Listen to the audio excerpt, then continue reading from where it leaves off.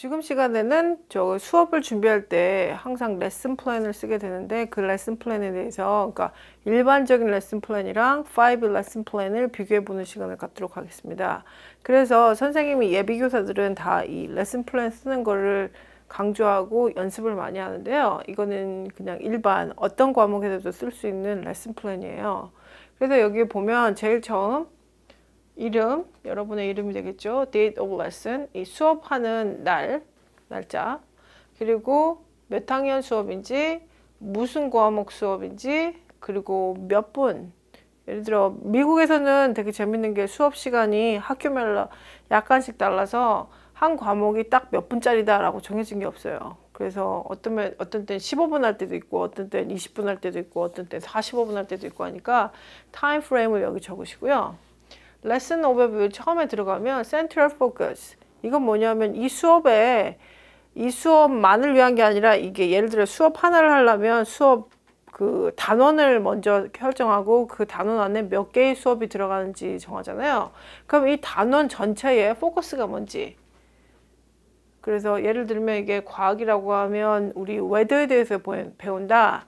그러면 웨더에서 뭐 날씨에 대해서도 배울 거고 구름에 대해서도 배울 거고 아니면 온도에 대해서도 배울 거고 이렇게 한다면 여기 센트럴 포커스는 웨더 뭐 일상생활에 날씨가 바뀜에 대해서 배운다는 게 센트럴 포커스겠죠. 그리고 스탠다드는 과학의 경우는 넥스트 제너레이션 사이언스 스탠다드에서 이렇게 서칭했지만 랭귀지 아트나 매스 아니면 소셜 스터디 같은 경우는 커먼 코어 스테이트 스탠다드라고 지금 스테이트마다 가장 베이직한 아이디어를 모두 커버하기 위해서 정해진 커먼 코어 스테이트 스탠다드가 있는데 거기서 골라서 적으셔야 하고요. 그 밑에는 rationale and purpose and context of the lesson이라고 되어 있는데 이 레슨을 왜 하는지, 왜 이거 배우는 게 중요한 건지에 대한 rationale, 그러니까 근거를 대는 거예요. 왜 이때 그 귀중한 소중한 시간을 투자하면서 이걸 배워야 하는지에 대한 설명이니까 여기에 설명을 적으셔야 되고요. 조금만 내려볼게요. 조금 더 올려주세요. 네, 그래서 그 다음 가장 중요한 게 objective, learning outcome. 이게 뭐냐 하면 우리 학습 목표, 한국말로 학습 목표라고 하는데 학습 목표를 정할 때 스튜던트는 뭐 이런 거를 배운다 아니면 언더스탠드 한다 이게 아니라 블룸스 텍사оном이라고 해서 학생들의 행동을 observation 할 수 있는 observable verb로 쓰게 하는 learning outcome이에요. 근데 여기 learning outcome에 더 중요한 건 요즘에는 social emotional object라고 해서 학생들의 그 affective domain을 커버할 수 있는 object까지 고려하도록 하는데, 그러니까 cognitive domain은 저기 affective domain 그리고 만약에 체육이면 그 운동적인 그 도메인까지 다 커버하겠죠. 그런 다음 assessment, 이 수업을 가르쳤을 때 이런 아웃컴이 나오도록 어떤 어세스먼트를 할 건지. 예를 들어 이 과학의 경우에서는 우리가 3디멘셔널 그 러닝을 했기 때문에 어세스먼트도 3디멘셔널 어세스먼트를 한다고 이게 비디오에서 먼저 설명드렸는데요. 그럼 어떤 류의 어세스먼트를 할 건지 적을 거고요. 이게 인스트럭셔널 머티리얼. 그러면 이게 수업할 때 학습 자료, 예를 들어 뭐 비디오를 볼 건지 아니면 뭐 만들기를 할 건지 아니면 과학 실험을 할 건지 거기 들어가는 머티리얼. 그다음 테크놀로지. 수업 학교마다 상황이 다른데 어떤 학교는 스마트보드가 있을 거고 어떤 학교는 뭐 비디오를 볼 거고 어떤 학교는 뭐 오버헤드 프로젝트로 한다거나 뭐 그런 테크놀로지에 관련한 거 아니면 웹사이트를 본다거나 아니면 프로그램을 한다면 그런 인포메이션도 적어주시고요. 여기에 differentiation box는 되게 중요한 건데 이건 뭐냐면 학생들도 같은 반에 있어도 학생들 수준이 다르기 때문에 high level, middle and lower level 수준까지 커버할 수 있도록 같은 내용을 가르치더라도 어떻게 각 다른 레벨의 학생들이 이 학습 목표에 만날 수 있도록 다양하게 학습 경험을 제공하는지에 대해서 이야기를 해줘야 돼요.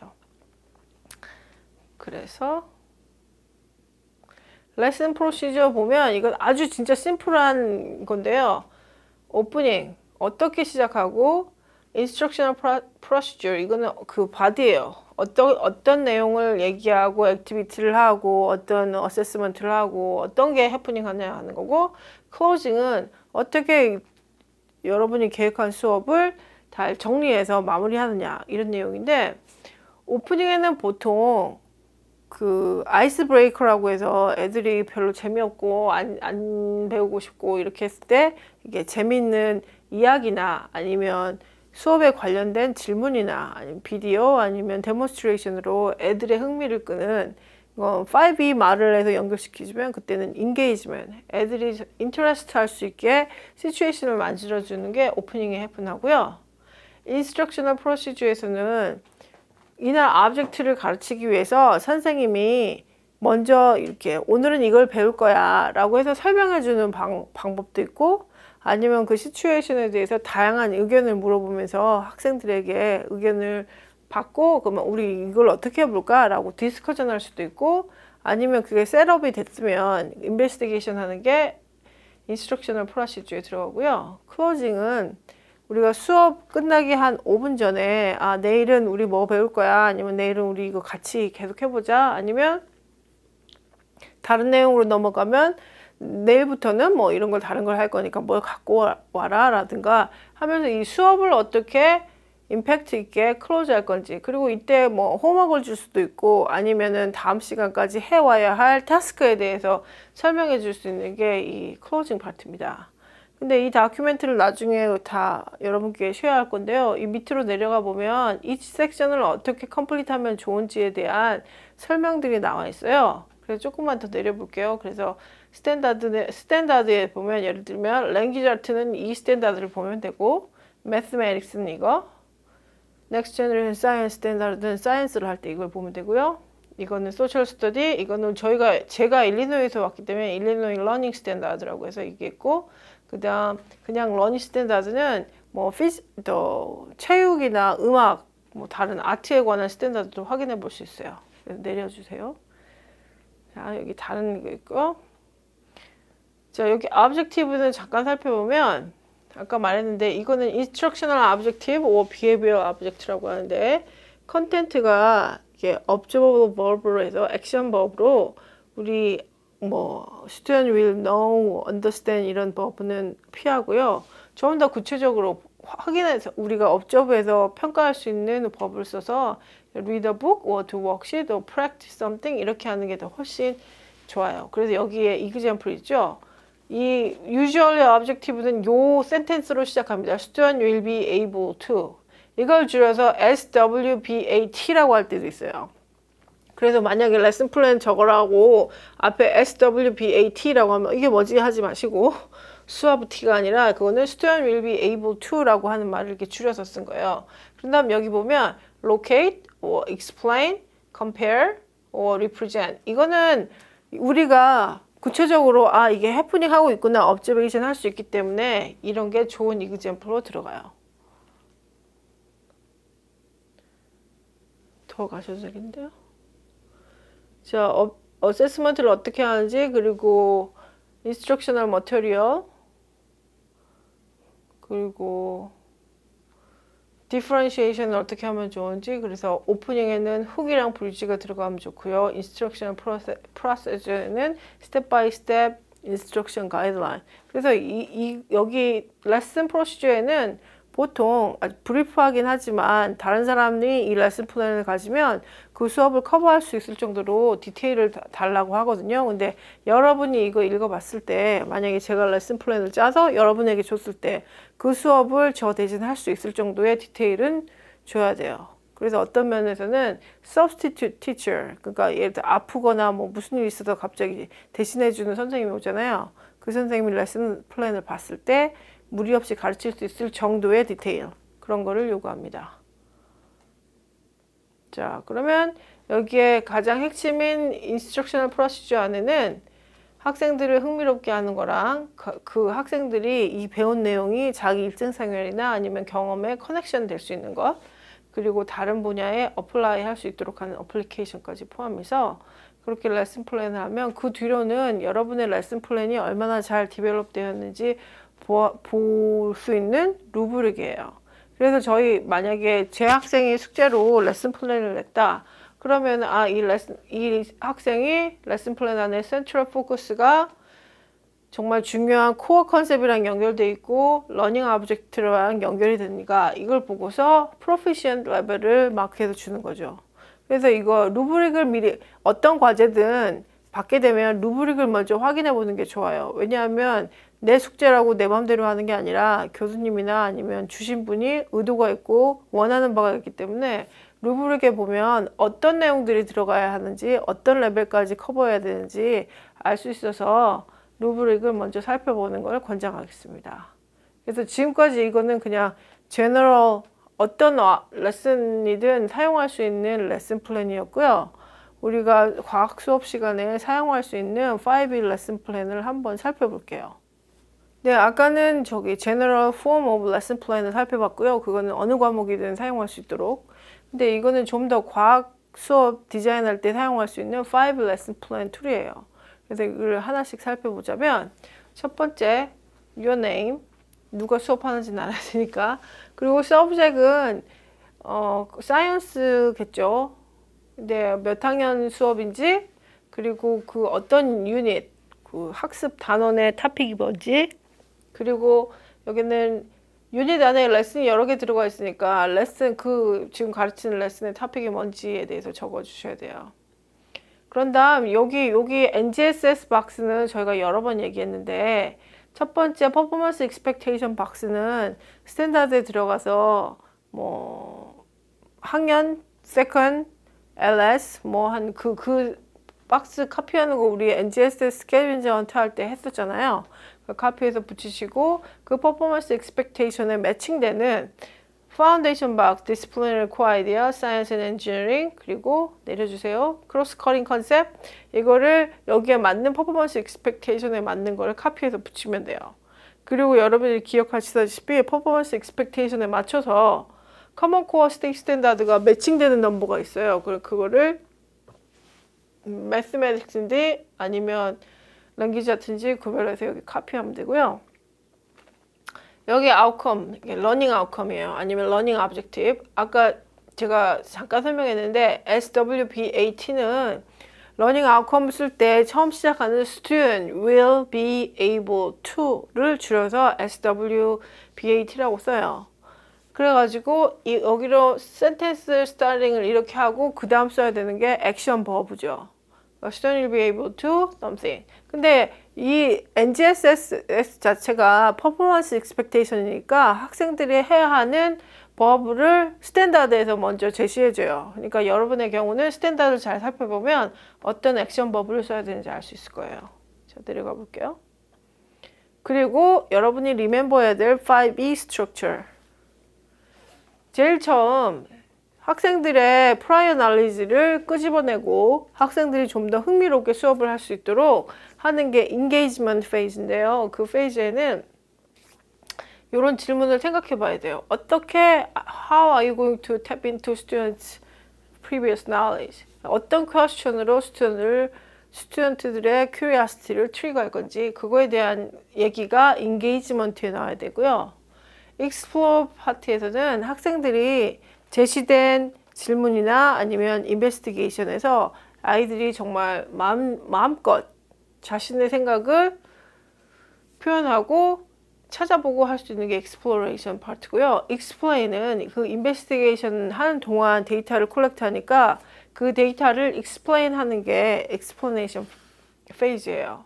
근데 explanation 페이지에서 evidence based argument가 많이 나오겠죠. 왜냐하면 데이터가 많이 콜렉트 됐을 테니까. 그런 다음 그렇게 학생들이 자신의 이야기를 자신의 evidence based explanation을 마쳤을 때 elaboration 이거는 다른 situation이나 아니면 다른 problem이나 아니면 다른 phenomenal을 설명할 때 아까 배웠던 내용들을 이용하는 거예요. 그래서 evaluation은 이게 마지막에 올 수도 있지만 evaluation은 어느 상황에서나 들어올 수 있어요. 5E structure 안에서. 그러면 스튜던트들 러닝 아웃컴을 얼마나 배웠는지에 대해서 살펴보는 게 evaluation 페이지인데요. 이거를 나눠서 써도 되고 아니면 제너럴 레슨 플랜 안에 이 파트는 engagement, 이 파트는 explain 하면서 이렇게 표시를 해도 돼요. 그래서 이거 내려보면요. 이거는 아까 본 레슨 플랜이랑 다르게 티처가 뭘 하고 학생이 뭘 하는지 이거 가상으로 이게 적을 수 있게 칼럼을 2개로 나눴어요.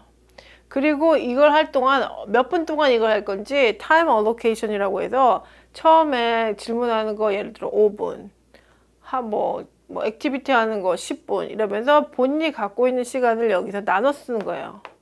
그래서 수업을 시작할 때 보통 그거를 아까 그 제너럴 레슨 플랜에서는 오프닝이라고 했는데 여기서는 do now. 왜냐하면 학생들이 미리 레디가 돼야 되는데 다 전체적으로 다 레디 되는 시간이 약간씩 다르니까 do now라고 해서 가장 간단한 액티비티나 질문이나 아니면 비디오를 같이 봐요. 그러면 선생님이 어떤 걸 해줄 동안 학생들 뭘 하는지 그리고 몇 분 동안 그걸 할 건지 여기 칼럼을 나눠주고요. 그 다음 레슨 액티비티에서는 여기에서는 뭐 과학 실험을 할 수도 있겠고 아니면 선생님이 설명을 해줄 수도 있는 거고 아니면